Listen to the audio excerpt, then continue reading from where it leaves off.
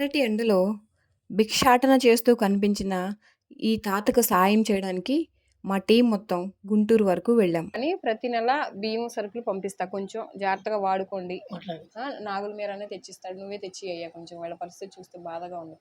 4,000 అద్దె కట్టుకుంటా ఎలా ఉంటారు?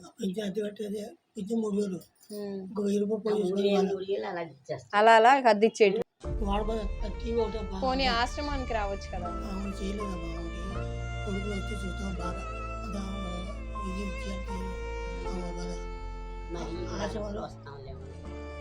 సరే, నేను పడయత్తం కాదు, నేను తొందరలో ఒక ఆశ్రమం పెడతా.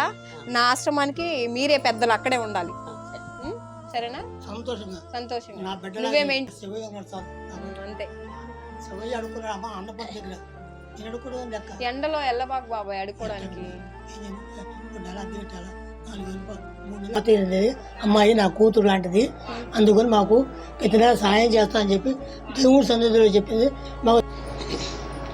పాత గుంటూరు బూరెలవారి వీధిలో ఉన్నాము.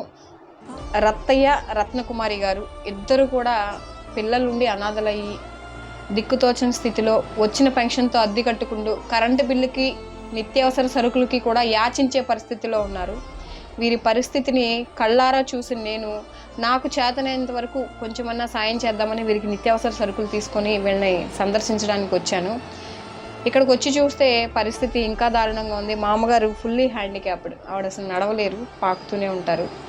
ఆయనకేమో 2 కళ్ళు నీటి కాసులు, 90% వరకు చూపు లేదు, దెబ్బతినింది. 10% చూపుతోనే ఆయన జీవనం సాగిస్తున్నాడు. ఈవిడికి కూడా 2 కళ్ళకి చుక్కలం ఆపరేషన్ చేయించి దగ్గరుండి చూసుకోవడానికి కూడా ఎవరూ లేని పరిస్థితి. ఏ హాస్పిటల్కి వెళ్ళినా ఆరోగ్యశ్రీ కింద అవ్వదు, డబ్బులు కట్టాల్సిందే అని చెప్తున్నారంట. ఒక్క చుక్కలం ఆపరేషన్కి 20,000 తక్కువ అవ్వదు. అంత స్తోమత కూడా లేక ఆ ఉన్న కన్ను కూడా దెబ్బతింటే పరిస్థితి ఏంటి అని చాలా బాధగా ఉంది వీళ్ళ పరిస్థితి. దేవుడు దయతలచి నాకు ఏదన్నా అవకాశం దొరికి ఎవరైనా స్పందిస్తే ఈ మామగారికి ఖచ్చితంగా చుక్కలం ఆపరేషన్ కూడా చేయించాలని నాకు అనిపిస్తుంది. ఎందుకంటే ఇద్దరికీ కళ్ళు కనిపించకపోతే ఫ్యూచర్లో వాళ్ళని చూసేవాళ్ళు కూడా ఎవరు ఉండరు. ఇప్పటికి ఎలాగో ఆయనకున్న 10% చూపుతోనే ఆయన ఎలాగో జీవనం సాగిస్తున్నాడు. ఈవిడ కూడా కళ్ళు కనిపించకపోతే చాలా నానా ఆగచాట్లు పడతారు. వీళ్ళ పరిస్థితి అర్థమవుతుంది. ఆశ్రమానికి ఎక్కడన్నా తీసుకెళ్ళి జాయిన్ చేద్దామన్నా కానీ ఆవిడ హ్యాండిక్యాప్డ్, ఆవిడ పని ఆవిడ చేసుకోలేదు, అసిస్ట్ చేయడానికి కూడా ఎవరు ఉండరు, ఇబ్బంది పడతామని వాళ్ళు ఆలోచిస్తున్నారు. మరీ వెళ్ళగాని పరిస్థితుల్లో ఖచ్చితంగా ఆశ్రమానికి వస్తామమ్మా, ప్రస్తుతానికైతే నన్ను ఇలా ఉండని అని బతిమలాడుతున్నారు వాళ్ళు. దయచేసి ఎవరైనా స్పందించి రత్నకుమారి గారి కంటి ఆపరేషన్కి సహాయం చేస్తారని అర్థిస్తున్నాము విజయ హెల్త్ కేర్ ట్రస్ట్ ద్వారా. Thank you.